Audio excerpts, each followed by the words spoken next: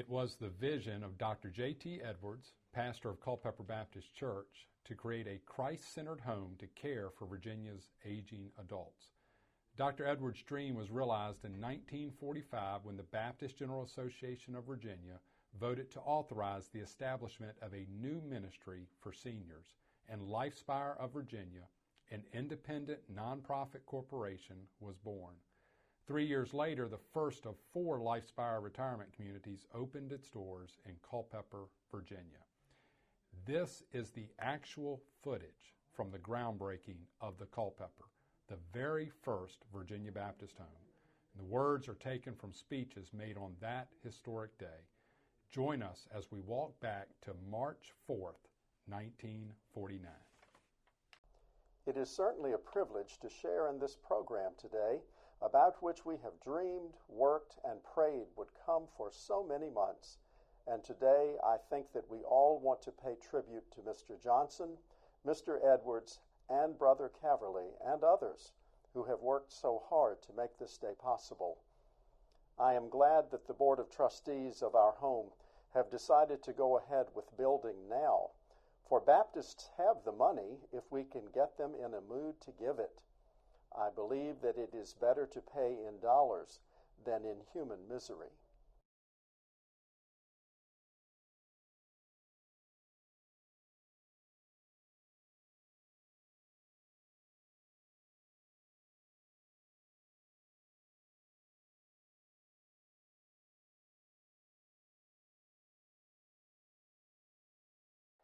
Virginia Baptists generally do about what they set out to do. When they want to build churches, hospitals, schools, they build them. When they get ready to pay for them, they set a date for a note-burning service, and the debt goes up in smoke to the surprise of all doubters. We feel toward our future home like the psalmist did when he said, "This is my rest forever. Here will I dwell, for I have desired it." What the Women's Missionary Union can and will do can be judged from the past. I believe we can truthfully say, since the beginning of the Women's Missionary Union, no cause has been launched by Southern Baptists or by the General Association of Virginia in which members of the Women's Missionary Union have not had a share. Through the years, they have shared in every effort to spread the kingdom of God from Virginia to the uttermost parts of the earth. Travel where you may, you will find evidences of the practical and effective cooperation of WMU in the cause of missions, whether you call it foreign missions, home missions, or state. Women's Missionary Union is conscious of her deep obligation to this section of the state for its part in the winning of religious liberty. Liberty which means more to womanhood than to any other group, perhaps. She wishes today to express her appreciation of that gift.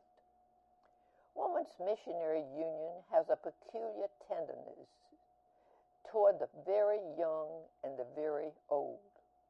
She realizes that those who will come to this home will be loved pastors and their wives, many devoted women who have pioneered and served through the years in the missionary societies of local Baptist churches. These heroes and heroines and the Virginia Baptist Home for the Aged will not look in vain to Women's Missionary Union for her prayerful support. We have passed by many milestones in the past 2 years that brings us to this place and to this momentous occasion. Not all of our people realize what difficulties we have had in ironing out the different opinions relative to the building of our home. It was easy enough to get the building on paper, but to bring this to realization and to the point of beginning was an entirely different matter. When the needs of our home were presented to our church, all of the organizations took hold with deep interest and it has been a pleasure for our church to share in the gifts that are today in the hands of our home treasurer. I would like to suggest that we look not at the figures that tell us we now have 300 applicants, but remember that behind each one of these figures is a face, and this face belongs to a very worthy individual of some local Baptist church. Our people are not going to give to figures, but they will respond to faces. We did not have to come to Culpeper today to have this need emphasized. All you have to do is look about you.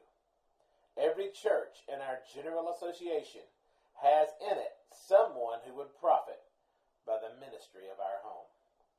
I have found as a pastor that the appeal of our home is universal, and when properly presented, our people gladly respond.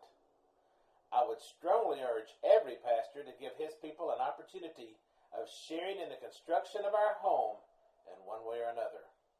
Our unified budget churches can place our home in their budget each year as long as the need is as great as it is today.